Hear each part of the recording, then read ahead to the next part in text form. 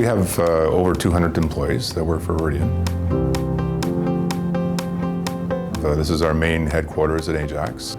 Currently we have about 120,000 customers, which makes us the 7th largest utility municipally owned in the province. We're one of the most efficient large utility when you consider the diverse territory that we have from an O&A cost per customer perspective, and we've done very well at serving those customers. We're a growth utility. It's a good model. It's worked for us. It's worked for our customers. It's worked for our shareholders. We're looking also at diversifying our business to provide higher levels of value to our customers. Safety is number one, making sure that the people that work for us and the public are safe. It's very critical. And then making sure that our company delivers good value to the customers that we serve. We strive in the operations group to keep the electricity supply on to our customers, but for any number of reasons, at any time the power can be off. And when that power does go off, we strive to get the power back on as quickly and safely as possible for our customers. Situational awareness plays a huge role in making sure that we can get that power back on. We know where our assets are, we know what condition they're in, we can then plan the restoration effort in a way that restores that power quickly and safely to customers. During that process, we also strive to communicate with our customers throughout the restoration process, whether that's a 1-hour outage or whether it's a multi-day outage such as the ice storm in December 2013. Customers nowadays want information immediately. So when they call into Veridian, they almost expect a quick turnaround on a power outage.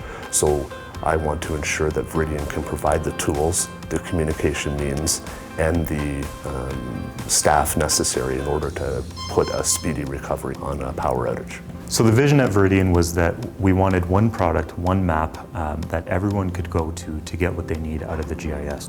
We wanted that one map to interface with as many systems as possible so that we could pull in as much information as we could into that one map. So that includes status of meters, that includes SCADA device status, other switching status. And because of the nature of our organization, we try to do small targeted solutions to significant or actual problems that we have rather than getting suites in to solve problems.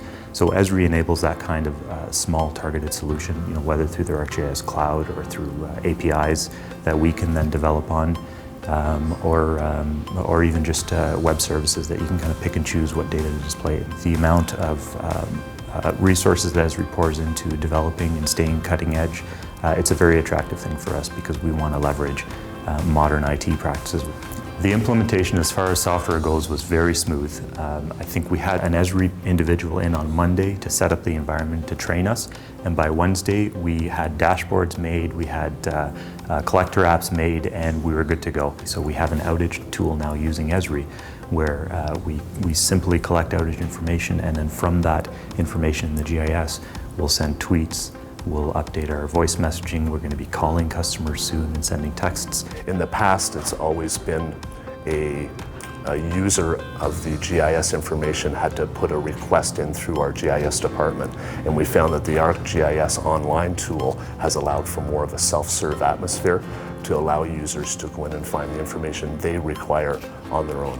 We were actually one of the first utilities to automatically tweet all of our outages. We were one of the first utilities to automatically send an email to all staff notifying them of every outage. And these are tools that aren't done manually. These are tools that the ESRI product provides us and allows us to do automatically via the software. The GIS system, the Geographic Information System that ESRI assists in supporting, provides us with that visual of where our assets are in the field. A lot of the sensory information now that's being built into the system can send information back, and it's portrayed through the GIS system for our operators to be able to use in making decisions around how to effectively and safely restore the power. We've managed to essentially cut the work of the GIS technicians inputting the data into the GIS by half. So they're now maintaining one data source, that is the authority of our data, and then the schematics are automatically generated right from the root GIS data. It's been a very efficient system for us, saved us a ton of work, and it's been nice to have.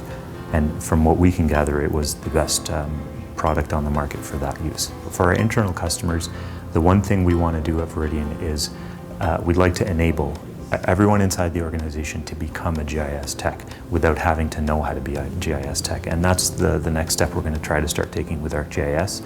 Try to enable the end user to get the information they need, to customize it, view it how they want it, and extract it in different ways on their own without needing the GIS tech. I think what makes ESRI appealing to us is, again, that partner relationship. They're interested in our success, and they know that their success is our success, and so they don't want to just get in, sell us something and leave, or get in, do a consulting contract and leave, but they're actually engaged in our organization. They want to know what our needs are, and they want to help us address them, and that's something that's valuable in a technology company. Anyone can build software.